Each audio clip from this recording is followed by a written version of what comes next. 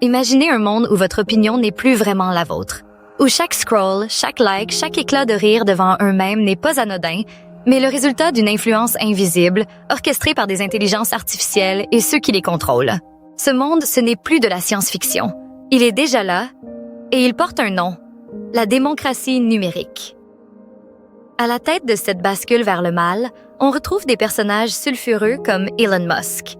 Avec XAI et son chatbot Grok, Musk ne se contente plus de rêver de Mars ou de satellites. Il s'attaque à la conquête de nos esprits. Grok, ce n'est pas juste un assistant virtuel. C'est une IA entraînée pour provoquer, diviser, manipuler.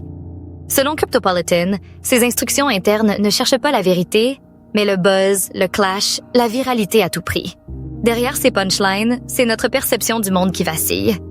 Mais Grok n'est qu'une pièce d'un puzzle bien plus vaste.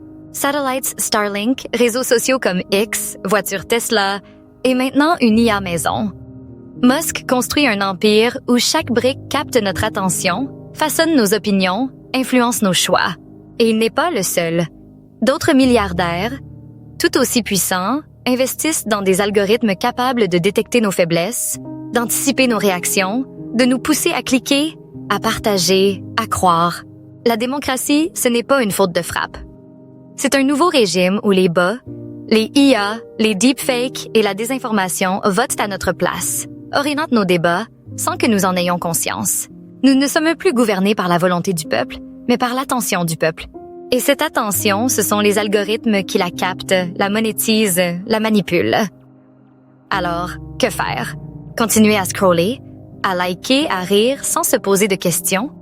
Ou prendre conscience que chaque minute passée devant un contenu généré par une IA, c'est une minute de plus où elle apprend à mieux nous influencer? La question n'est plus de savoir ce que l'IA peut faire, mais ce que nous sommes prêts à sacrifier pour rester confortablement manipulés. Il est encore temps de dire non. Mais pour combien de temps?